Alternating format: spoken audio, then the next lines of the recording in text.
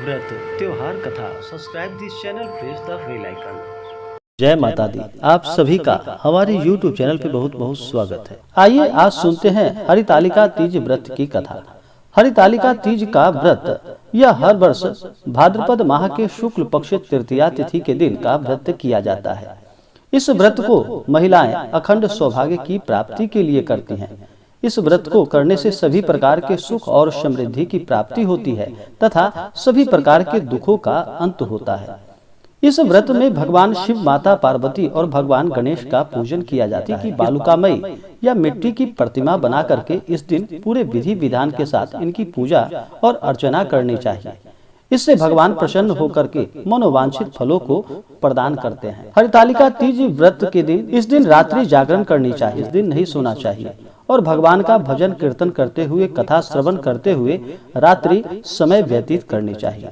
तो आइए सुनते हैं हरितालिका तीज व्रत की कथा।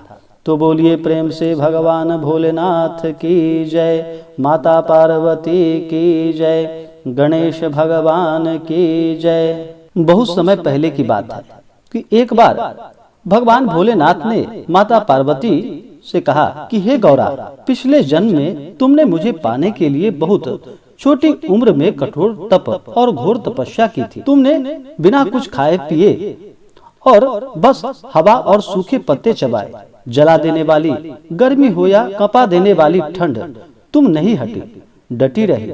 बारिश में भी तुमने जल नहीं पिया। तुम्हें इस हालत में देखकर तुम्हारे पिता बहुत दुखी हुए। उनको दुखी देखकर नारद मुनि आए और कहा कि मैं भगवान विष्णु के भेजने पर यहाँ आया हूँ। वह आपकी कन्या के साथ विवाह करना चाहते हैं। इस बारे में आपकी क्या राय है, मैं जानना चाहता हूँ। नारद जी की बातों को सुनकर आपके पिता बोले, अगर भगवान विष्णु यह चाहते हैं तो मुझे कोई आपत्ति नहीं, परंतु जब तुम्हें इस विवाह के बारे में पता चला तो तुम बहुत दुखी हो गई। तुम्हारी एक सहेली ने तुम्हारे दुख का कारण तुमसे पूछा तो तुमने कहा कि मैंने सच्चे मन से भगवान शिव का वरण किया है, किंतु मेरे पिता ने मेरा विवाह भगवान विष्णु के साथ तय कर दिया है। मैं विचित्र धर्म संकट में हूँ। अब मेरे पास प्राण त्यागने के अलावा और कोई उपाय नहीं है। तुम्हारी सखी बहुत ही समझदार थी। उसने कहा, प्राण छोड़ने का यहाँ क्या कारण है? संकट के समय धैर्य से काम लेना चाहिए। भारतीय नारी के जीवन की सार्थकता इसी में है कि जिसे मन से पति रूप में एक बार वरण कर लिया, जीवन पर्यंत उसी से निर्वाह करे। और चलो मैं तुम्हें घनघोर वन में ले चलती हूँ, जो साधना स्थल भी है और जहाँ तुम्हारे पिता तुम्हें खोज नहीं पाएंगे। मुझे पूर्ण विश्वास है कि ईश्वर अवश्य ही तुम्हारी सहायता करेंगे। तुमने ऐसा ही किया। तुम्हारे पिता तुम्हें घर में न पाकर बड़े चिंतित और दुखी हुए। इधर तुम्हारी खोज होती रही, उधर तुम अपनी सहेली के साथ नदी के तट पर एक गुफा में मेरी आराधना में लीन रहने लगी। तुमने रेत के शिवलिंग का निर्माण किया। तुम्हारी इस कठोर तपस्या के प्रभाव से मेरा आसन हिल गया और मैं शीघ्र ही तुम्हारे पास पहुंचा और तुमसे वर मांगने को कहा। तब अपनी तपस्या के फलीभूत मुझे अपने समक्ष पाकर तुमने कहा कि मैं आपको सच्चे मन से पति के रूप में वरण कर चुकी हूँ।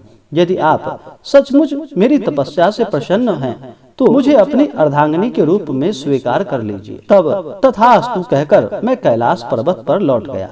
उसी समय गिरिराज अपने बंधु बांधवों के साथ तुम्हें खोजते हुए वहां पहुँचे।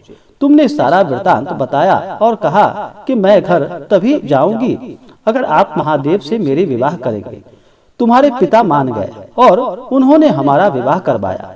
इस व्रत का महत्व यह है कि मैं इस व्रत को पूर्ण निष्ठा से करने वाली प्रत्येक स्त्री को मनोवांछित फल प्रदान करता हूँ। इस पूरे प्रकरण में तुम्हारी सखी ने तुम्हारा हरण किया था, इसलिए इस व्रत का नाम हरितालिका व्रत हो गया। इस व्रत से जुड़ी हुई एक मान्यता यह भी है कि इस व्रत को करने वाली स्त्रियां पार्वती जी के समान ही सुख पूर्वक पति रमन करके शिवलोक को जाती है। जो भी जातक इस दिन हरितालिका तीज का व्रत करती है, उन्हें चाहिए कि इस दिन सुबह ब्रह्म मुहूर्त में उठ करके नित्य क्रियाओं से निवृत्त होकर के इस दिन गंगा नदी में या घर के जल में ही थोड़ा सा गंगा जल मिला करके इस दिन स्नान करना चाहिए। शुद्ध वस्त्र धारण करके और मन में संकल्प लेना चाहिए। भगवान से प्रार्थना करनी चाहिए कि हे भगवान भोलेनाथ, हे माता पार्वती, आज मैं आपके हरितालिका तीज का व्रत करने जा रही हूँ। इस प्रकार से भगवान से प्रार्थना करे। आपके मन में जो भी इच्छा हो, जो भी कामना हो, वह प्रभु से कहें। भगवान सभी प्रकार के सुखों को प्रदान करने वाले हैं। इस दिन पूजन के लिए पत्तों से मंडप बनाकर गौरी शंकर की प्रतिमा स्थापित की जाती है। साथ में भगवान गणेश का सबसे पहले पूजन किया जाता है, क्योंकि भगवान गणेश को प्रथम पूजनीय का स्थान प्राप्त है। इसलिए भगवान गणेश का सर्वप्रथम पूजन करे। इसके बाद भगवान भोलेनाथ और माता पार्वती का पूजन करे। सभी प्रकार के श्रृंगार की वस्तुएं माता पार्वती को अर्पित करे। अपने सामर्थ्य के अनुसार उन्हें भोग लगाए। हरितालिका तीज व्रत का कथा श्रवण करे और भगवान की आरती करे, माता की आरती करे। इससे प्रसन्न होकर के भगवान मनोवांछित फलों को प्रदान करते हैं। हरितालिका तीज के व्रत में इस दिन निराहार रहना चाहिए। इस दिन अन्न और जल का त्याग करना चाहिए। इस दिन रात्रि में जागरण करनी चाहिए। इस दिन शयन करना निषेध माना गया है। इस दिन सोना नहीं चाहिए और भगवान का भजन कीर्तन करते हुए, कथा श्रवण करते हुए रात्रि में समय व्यतीत करना चाहिए। जो भी हरितालिका तीज का व्रत करती है, उन्हें चाहिए कि इस दिन किसी के प्रति अपने मन में ईर्ष्या या द्वेष का भाव ना लाएं।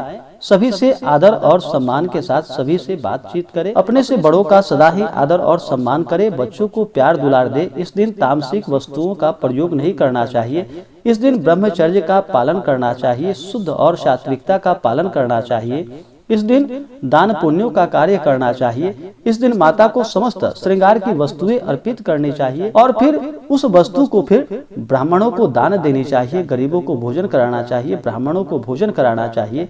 इससे अनंत गुना पुण्य फलों की प्राप्ति होती है। भगवान भोलेनाथ सभी प्रकार के सुख और समृद्धि को प्रदान करने वाले हैं। तो आशा करता हूं कि यह जानकारी आपको अच्छा लगा हो। ऐसे ही जानकारियां की प्राप्ति के लिए हमारे इस चैनल को लाल बटन दबा करके सब्सक्राइब करें। साथ में बेल आइकन घंटी को दबाना न भूलें, ताकि मेरे वीडियो का नोटिफिकेशन आपको समय समय से मिलता रहे। वीडियो को लाइक और शेयर करें। जय माता दी। धन्यवाद।